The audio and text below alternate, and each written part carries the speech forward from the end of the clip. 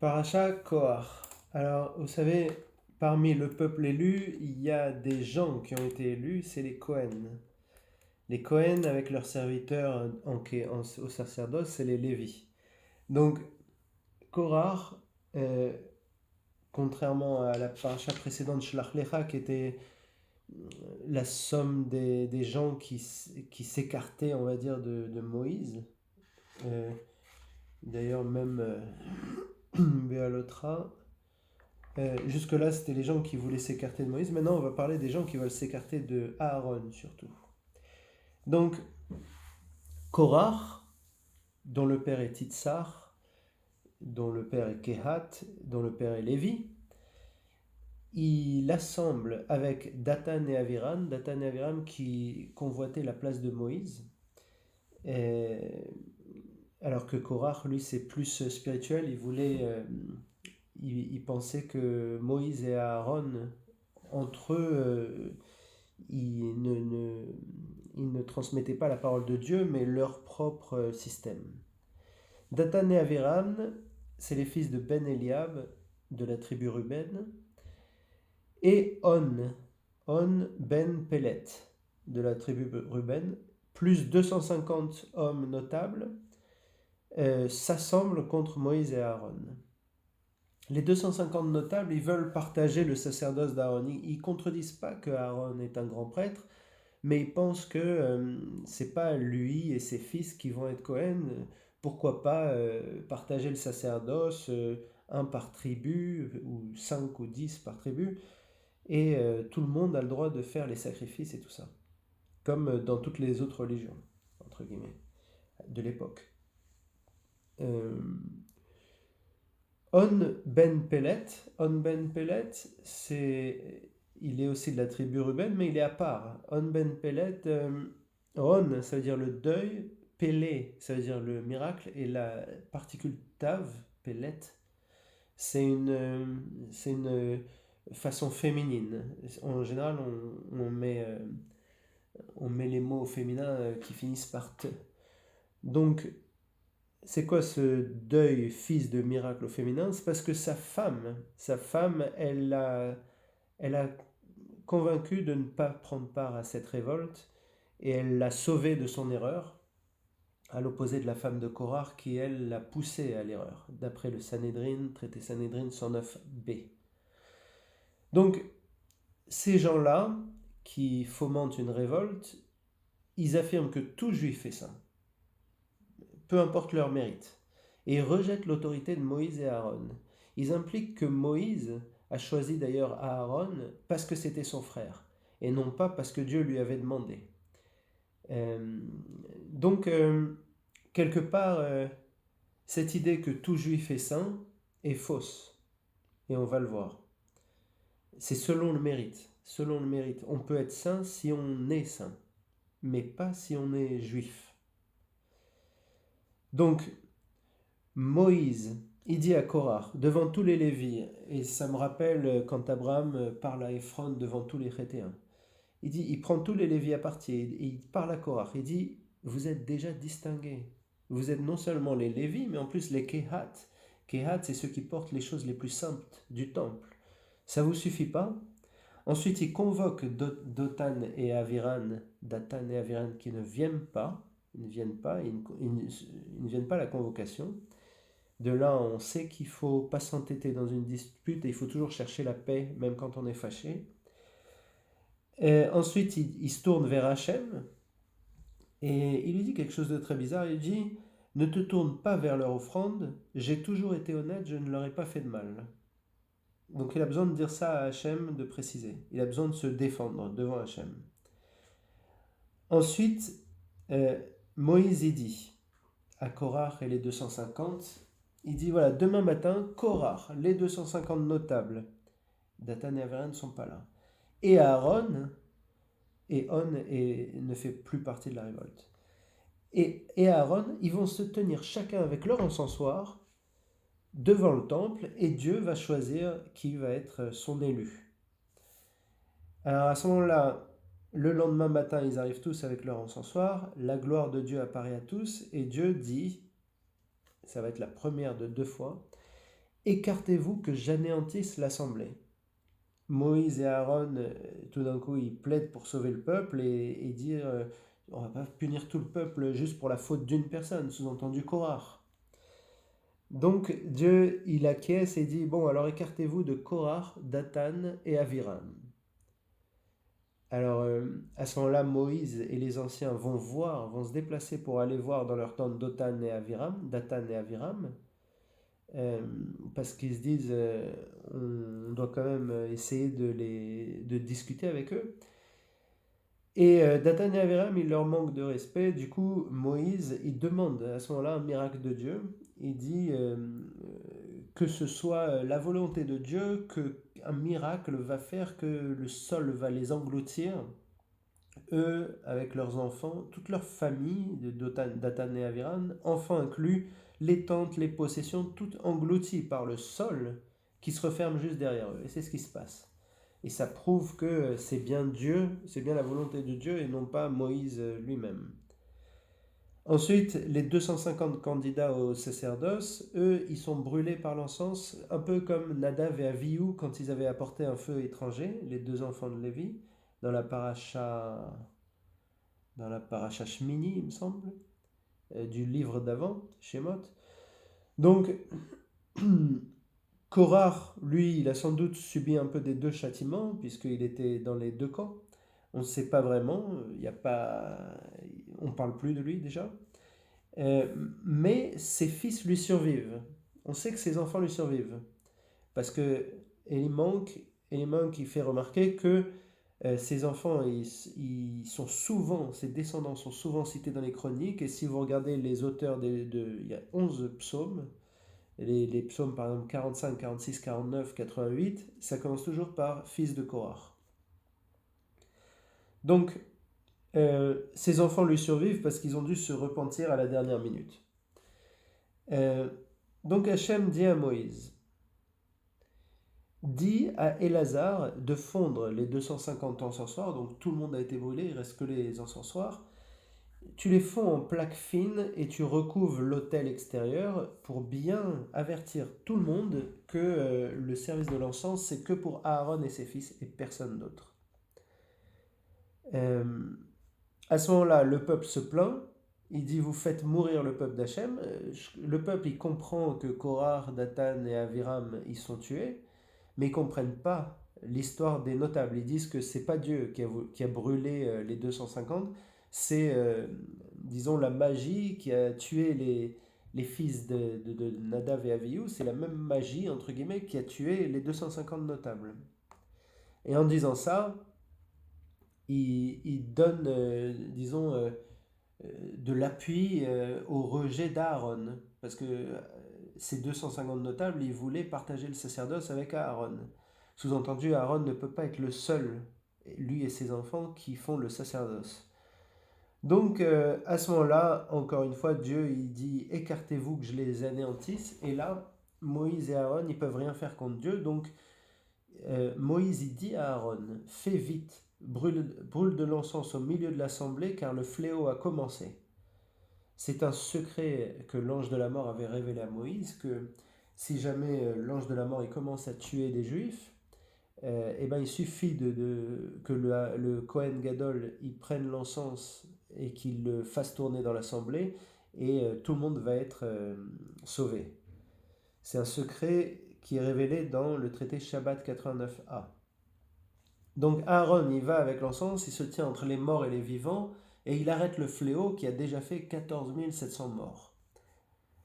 Donc, ensuite, Hachem, il dit à Moïse, place un bâton par tribu devant l'arche, avec le bâton de Lévi au centre, avec le nom Aaron gravé sur le bâton de Lévi. Chaque bâton a le nom de son chef gravé.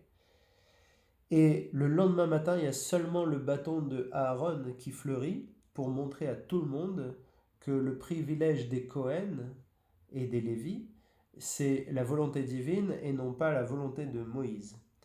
Maintenant, on se demande presque pourquoi ils n'ont pas commencé par ça plutôt que de tuer tout le monde. Mais voilà, il fait ça et à partir de là, le peuple se plaint encore.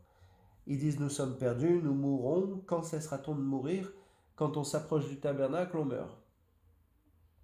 Alors à ce moment-là, Dieu, cette fois-ci, il ne cherche pas à tuer tout le monde, il va mettre sur les épaules des Lévites la responsabilité d'empêcher les Juifs de s'approcher du temple pour éviter les fléaux et pour éviter de mourir. Donc, dans un premier temps, il fait un contrat plus officiel avec Aaron, parce que jusque-là, il avait donné le sacerdoce à Aaron, mais c'était pas, comme ça. Maintenant, ça va être officialisé. C'est une alliance de sel, ils appellent ça. Une alliance de sel, parce que sel, ça dure très longtemps, c'est éternel. Donc c'est une alliance éternelle entre Dieu et Aaron. Et Hachem, il va parler directement à Aaron. C'est pas toujours qu'il parle à Aaron. La dernière fois qu'on l'a vu, c'était dans la paracha est mort. Après que ses enfants sont morts, euh, Dieu avait dit à Aaron de ne pas boire de vin jusqu'à être saoul. Parce qu'il devait toujours être capable d'enseigner la Torah. Et donc, c'était le seul moment où il avait parlé à Aaron, d'après mes souvenirs. Et maintenant, il lui parle encore. Il lui dit, voilà, alliance de sel pour Aaron et fils. Et ensuite, il va dire pour les Lévis. Les Cohen portent les sacrifices, personne d'autre. Il n'y a que les Cohen. Les Lévis, ils gardent, en dehors du parvis, ils gardent tout Israël de rentrer dans le parvis. Ils empêchent les gens de s'approcher. Ils chantent, les Lévis, et ils font la trésorerie, ils font l'administration. Entre guillemets, ils servent le Cohen dans sa kéona, bien sûr. Pas en dehors de la kéona. Juste pour son travail de sacerdoce, les Lévis servent le Cohen. Les Cohen, ils ont aussi des gardes à l'intérieur du parvis, au cas où, mais c'est surtout les Lévis qui gardent à l'extérieur. Maintenant, quels sont les dons pour les Kohanim? Et vous allez voir qu'en fait, je vous passerai le calcul après, mais grosso modo, Israël a une taxe pour tous de 20,62%. Je vous montrerai un peu plus tard comment je suis arrivé à ce calcul. Donc les dons pour les Kohanim, résumés par le Midrash, parce que dans la Torah, ils font des allusions. Il y a des choses qui ont été dites avant, dans les parachas d'avant, il y a des choses qui seront dites dans les parachas d'après. Donc le Midrash, il a essayé de tout concilier et je vais me baser sur le Midrash sur ça. Donc les Kohanim, on sait qu'ils n'ont pas de terre ni de butin en Israël, mais par contre, si jamais il y a une guerre à l'étranger, en dehors d'Israël, ils peuvent avoir des terres et du butin de là-bas, d'après Rambam. Donc les dons aux Kohanim, qu'on va parler, ils sont complètement inconditionnels. C'est-à-dire que peu importe ce que les Kohen font, ça va aux Kohen. Alors que les dons aux Lévi, on va voir que ça dépend de leur travail. Si jamais ils servent les Kohen, c'est leur salaire. Sinon, ils n'ont pas le droit aux dons qui leur sont attribués. Donc les dons pour les Kohanim, il y a 3 sortes de dons. Il y a les dons qui sont consommés seulement par les Kohen, hommes parfaits sur le parvis. C'est tous les sacrifices de Khatat.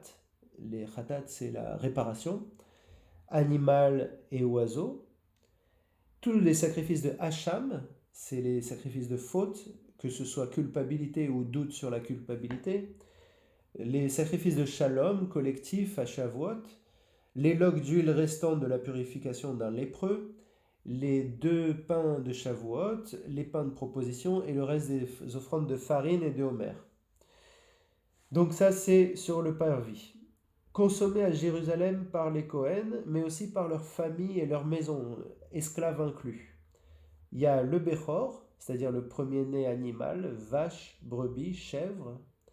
Le sang et la graisse sont brûlés sur l'autel, et puis il y a la peau qu'ils peuvent garder, la patte avant, zroa, la poitrine, keiva, et la mâchoire, les chayaim, qui sont à manger dans les 2 jours et une nuit, 2 jours après l'abattage. Ils ont un peu moins de 48 heures pour manger. Enfin, c'est 2 jours et une nuit. Si jamais ils font ça l'après-midi, le soir du lendemain, c'est fini. Ensuite, les bikurim, ils sont aussi à Jérusalem pour tout le monde, pour toute la famille. C'est les premiers fruits, les bikurim. premier fruit de récolte au printemps.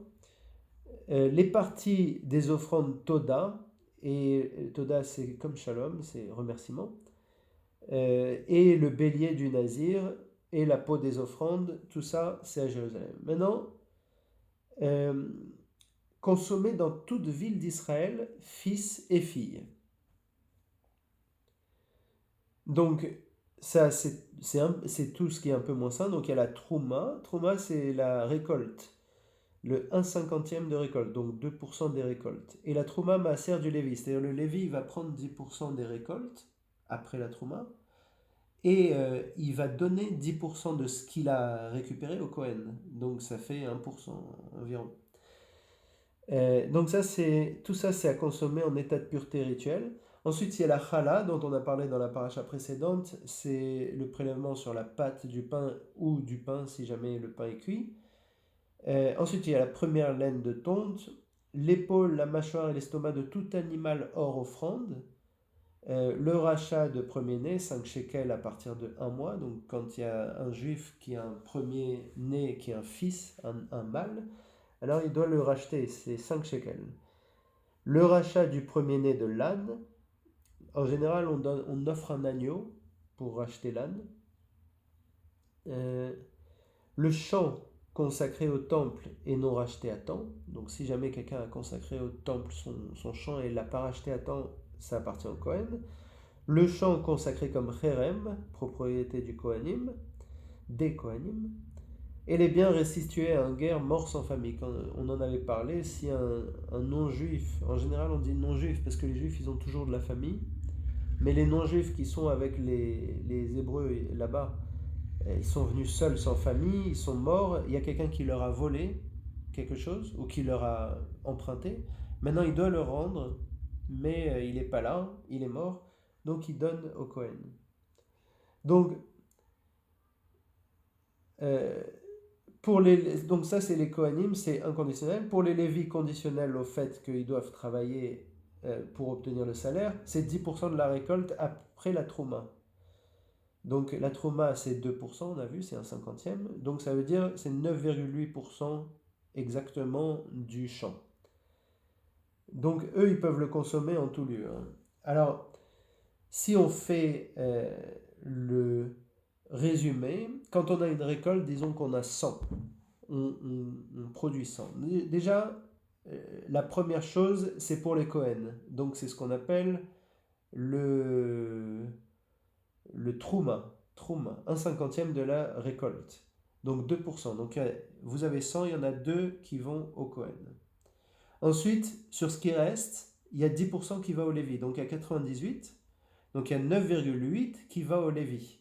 Parmi ces 9,8, il y a 10% qui vont au Kohen. Donc 0,98 qui vont au Kohen. Donc au total, le Kohen, il a 2,98. Presque 3% du champ qui a 100. Maintenant, le champ qui a 100, on lui a enlevé 2, il a 98. On lui a enlevé 9,8, il a 88,2. Sur ces 88,2, il doit faire le Maaser Sheni. C'est 10%. Qui doit soit manger à Jérusalem, soit donner aux pauvres.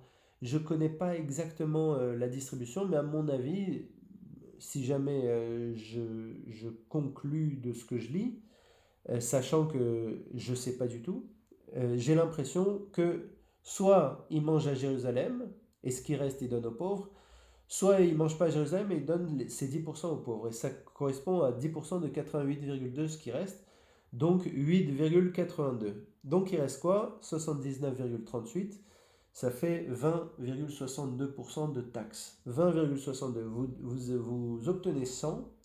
Vous devez donner 20,62, dont 8,82 que vous pouvez donner soit aux pauvres, soit à vous-même, mais à Jérusalem, que vous mangez à Jérusalem. Ça veut dire que, quelque part, les Kohen, ils n'ont rien. Les Juifs, non Lévi, non Kohen, ils doivent préparer 20,62% de côté. Dans ces 20,62%, il y a 8% qui peuvent manger eux-mêmes, mais à Jérusalem. Les Lévis, eux, ils récupèrent une partie de ces taxes 9,8% pour être exact, et ils donnent 10% de tout ce qu'ils ont au Cohen. Le Cohen, lui, il récolte 2% de toutes ces taxes, plus 0,98% du Lévi, mais il paye rien à personne, ni aux pauvres, ni de taxes. Le Cohen, il est hors taxe. Le Cohen, il n'a aucune offrande à faire. Maintenant, la tzedaka, c'est quelque chose à part. La tzedaka, c'est pas forcément ça. La tzedaka, c'est faire la justice. Donc si par exemple il y a quelqu'un qui vient vers toi, même si tu es Cohen, et qui a désespérément besoin d'une certaine somme, parce que sinon il a des vrais problèmes, il est désespéré, là on ne doit pas fermer son cœur et on doit donner. Ça c'est la tzedaka, c'est autre chose. Mais en tout cas, en ce qui concerne le système de gouvernement, les taxes, tout ça, les Cohen n'ont rien à payer. Rien. Même pour les pauvres, ils n'ont rien à payer en principe. Maintenant, si un pauvre, ils doivent donner la tzedaka, mais c'est pas dans cette paracha, c'est ailleurs, sans doute. J'ai pas encore lu. Donc, j'entends souvent des gens qui disent qu'il faut donner 10% de ce qu'on a aux pauvres ou 10% en charité. Il y a aucune base dans la Torah pour soutenir ça. Aucune. Donc,